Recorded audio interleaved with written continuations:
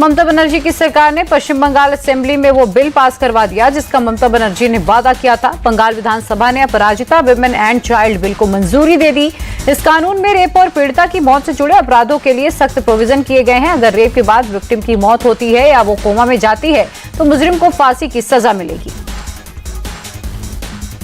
नारी सुरक्षा स्वार्थे महिलाओं की सुरक्षा के लिए हमारे माँ बहन भाई सब लड़ाई लड़ रहे हैं। सिविल सोसाइटी से लेकर छात्र सभी, मैं सभी का अभिनंदन कर रही हूँ। ये अभिनंदन नहीं, मेरी संवेदना है उनके साथ। पीड़ित परिवार के साथ हमदर्दी है। जो लड़की चली गई है उसका नाम तो नहीं ले पाएंगे, उसके लिए शोक व्यक्त करती हूँ। हम लोग अब सीबीआई से इंसाफ चाहते हैं। इंसाफ चाहिए, इंसाफ चाहिए। आरोपी को सजा दे सीबीआई, फांसी दे सीबीआई, ये हम लोग चाहते हैं। मैं शुरू से ही बोल रही हूँ, हम लोग शुरू से ही फांसी की मांग कर रहे हैं। क्यों मांग कर रहे हैं? आज जो कानून पास हुआ है उस पर थोड़ी देर बाद जाऊंगी। विपक्ष के नेता बहुत कुछ बोले। कानून को लागू करने की जिम्मेदारी सरकार निभाएगी क्या? तो माननीय राज्यपाल को बोलिए कि इस बिल पर साइन कर दें। इसके बाद अगर कार्रवाई नहीं होती है तो इसकी जिम्मेदारी हम लोगों की है। इस कानून के 3 मुख्य मायने हैं। पहला कड़ी सजा, दूसरा जल्दी जांच और तीसरा जल्दी से जल्दी इंसाफ। 2 নম্বর দ্রুত তদন্ত, 3 নম্বর দ্রুত ন্যায় বিচার। अपराजिता बिल को बंगाल की अपोजिशन पार्टी बीजेपी ने भी फुल सपोर्ट दिया। हालांकि विपक्ष के नेता शुभेंदु अधिकारी ने इस बिल में 7 बदलाव करने के सुझाव दिए। शुभेंदु अधिकारी ने कहा कि अगर कोई पुलिस स्टेशन रेप की एफआईआर लिखने से मना करता है तो पुलिस अधिकारी को कड़ी से कड़ी सजा मिलनी चाहिए। मेडिकल जांच या फिर पोस्टमार्टम में देरी या लापरवाही करने वाले मेडिकल ऑफिसर को भी सजा होनी चाहिए। शुभेंदु अधिकारी ने कहा कि वो इस मामले पर कोई राजनीति नहीं करना चाहते, इसलिए बीजेपी ने महिलाओं की सुरक्षा के मुद्दे पर सरकार का साथ दिया। बिल को एग्जीक्यूशन करने का रेस्पॉन्सिबिलिटी जो बिल लाया उनको हम लोग तो सापट कर दिया। और मेरा अमेंडमेंट ले लीजिए, वो अमेंडमेंट में एविडेंस डिस्ट्रॉय करने का जो हादसा हुआ आरजीकर में उसको प्रिवेंट करने का सुझाव है। एविडेंस डिस्ट्रॉय हो जाएगा तो कैसे कॉन्विक्शन होगा? वो 7 पॉइंट में पूरा कवर है। जैसे एविडेंस को डिस्ट्रॉय ना किया जाए, आरजीकर में एविडेंस को डिस्ट्रॉय किया जाए, फांसी किसको देगा? सबूत के ऊपर तो होगा, देश का कानून है। मेरा जो सुझाव है सब के सब एविडेंस डिस्ट्रॉय का खिलाफ है। ये आरजीकर में एविडेंस डिस्ट्रॉय किया है। मेरा सुझाव मान लीजिए, मेरा अमेंडमेंट स्वीकार कर लीजिए। Responsibility goes to Mamata Banerjee. Bill पर चर्चा के दौरान ममता बनर्जी ने कहा कि बीजेपी महिला सुरक्षा के नाम पर सिर्फ सियासत कर रही है। उनका इस्तीफा मांगा जा रहा है, लेकिन उनसे इस्तीफा मांगने वाले पहले ये देखें कि दूसरे राज्यों में महिलाओं से कितने अपराध हो रहे हैं। ममता ने कहा कि यूपी, राजस्थान, मध्य प्रदेश जैसे बीजेपी शासित राज्यों में आए दिन महिलाओं पर जुल्म की खबरें आती हैं। इनमें से कितने राज्यों के मुख्यमंत्रियों ने इस्तीफे दिए? ममता ने कहा कि अगर इस्तीफा देना ही है तो देश के प्रधानमंत्री इस्तीफा दें, गृह मंत्री रिजाइन करें। सरकारी बोलছে खुद केंद्र सरकार कहती है कि कोलकाता भारत का सबसे सुरक्षित शहर है। याद रखें कि उत्तर प्रदेश में 7 लाख महिलाओं के साथ बलात्कार और छेड़खानी की घटनाएं हुई। गुजरात में भी महिलाओं के खिलाफ हिंसा के 5 लाख मामले हो चुके हैं। बंगाल में करीब 1.5 लाख हैं। न्याय हो रहा है, न्याय किया जा रहा है। राजस्थान, हरियाणा, मध्य प्रदेश जैसे राज्यों में महिलाओं से अपराध बंगाल से कई गुना ज्यादा है। जो लोग बंगाल के नाम पर कोस रहे हैं उनको मैं बता दूं कि सबसे कम बलात्कार कोलकाता में हुए हैं। मैं एक भी घटना का समर्थन नहीं करती। हम जल्द से जल्द सजा चाहते हैं, फांसी की सजा हो। फिर भी बंगाल के नाम का अपमान हो रहा है।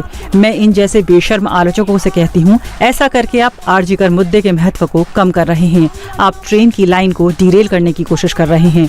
मैं सबसे पहले नरेंद्र मोदी का इस्तीफा चाहती हूँ, क्योंकि वह पूरे देश में राष्ट्रीय शर्म है। केंद्र सरकार और प्रधानमंत्री महिलाओं के लिए एंटी रेप कानून नहीं बना सके, इसलिए हमने कानून बनाया। प्रधानमंत्री, आप राष्ट्रीय शर्म हैं। आप महिलाओं की रक्षा नहीं कर सकते, इसलिए मैं आपका इस्तीफा मांगती हूँ। गृह मंत्री भी इस्तीफा दें। ममता बनर्जी ने पीएम मोदी और अमित शाह से इस्तीफे की मांग की तो बीजेपी ने भी पलटवार कर दिया। कृषि मंत्री शिवराज सिंह चौहान ने ममता बनर्जी से एक अहम सवाल पूछा। शिवराज चौहान ने कहा कि ममता दीदी ने कानून तो बना दिया, लेकिन क्या वो इस कानून के तहत महिलाओं पर जुल्म करने वाले संदेश खाली के अपनी पार्टी के नेता शाहजहां शेख को भी फांसी की सजा दिलाएंगी? शिवराज ने कहा कि अगर ममता बनर्जी शाहजहां शेख जैसे अपराधियों को इस नए कानून से सजा नहीं दिला सकती तो ऐसे कानून बनाने का कोई मतलब ही नहीं। ममता दीदी में संवेदना नहीं है। मध्य प्रदेश ने तो 2017 में बना दिया था। अगर कोई इस तरह का अन्याय करेगा बेटियों के साथ तो सीधे फांसी की सजा, और 42 लोगों को फांसी की सजा सुनाई जा चुकी है। दीदी ने दवाओं में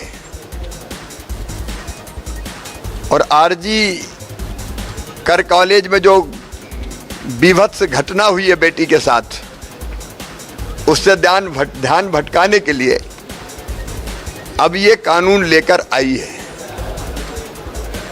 दीदी पहले क्यों नहीं लाई? पहले संवेदनशीलता क्यों नहीं दिखाई? और इस कानून के तहत मैं एक ही सवाल करना चाहता हूं, आरजी कर कॉलेज की घटना में जो अपराधी है उनको तो सजा मिले ही फांसी की, लेकिन क्या शेख शाहजहां जैसे लोग भी फांसी की सजा पाएंगे? संदेश खाली में कितनी बहनों ने शिकायत की, उत्पीड़न की कितनी घटनाएं सामने आई। दीदी जवाब दे, क्या शेख शाहजहां जैसे लोगों को भी इस कानून के अंदर फांसी की सजा दी जाएगी? ये केवल भटकाने के लिए इस तरह के कानून बनाने का कोई अर्थ नहीं है। वहीं बीजेपी सांसद सुधांशु त्रिवेदी ने कहा कि ये बिल पास करके ममता बनर्जी ने अपना दोहरा चरित्र दिखाया है। सुधांशु त्रिवेदी ने कहा कि ममता बनर्जी ने प्रेशर में आकर ये बिल पास किया है, लेकिन सच्चाई ये है कि पिछले 13 साल से उनके राज में महिलाएं इंसाफ के लिए तरसती रहीं, और इसकी सबसे बड़ी मिसाल तो शाहजहां शेख ही है। वो कृपया बताएं कि 2021 में विधानसभा चुनावों के बाद भारतीय जनता पार्टी की कितनी महिला कार्यकर्ताओं के साथ बलात्कार के मामले हुए, आज तक उनमें कितनों में कन्विक्शन करा दिया? आज तो 3 वर्ष व्यतीत हो चुके हैं, आप 3 सप्ताह की बात कह रही हैं। मैं पूछना चाहता हूं कितने फास्ट ट्रैक कोर्ट पश्चिम बंगाल में गठित हो चुके हैं, जबकि इसके लिए अनेकानेक अनुरोध तमाम जगहों से किया जा चुका है। मैं पूछना चाहता हूं कि बलात्कार के कितने मामलों में आपकी वहां 12 साल से सरकार है, कन्विक्शन कराया है? कितने मामलों में आपने चार्जशीट फाइल की है? यही साफ करता है कि मंशा साफ होनी चाहिए, तब सख्त कानून सख्ती से लागू हो पाए। कि वही पश्चिम बंगाल की विधानसभा है और वही ममता बनर्जी जी हैं जहां पे उन्होंने खड़े होकर शाहजहां शेख का बचाव किया था और अनेकानेक पीड़ित महिलाओं को एक प्रकार से प्रोपोगंडा का आधार बनाया था। मुझे लगता है कि यह अपने आप में उनके उस दोहरे चरित्र को दिखाने के लिए काफी है।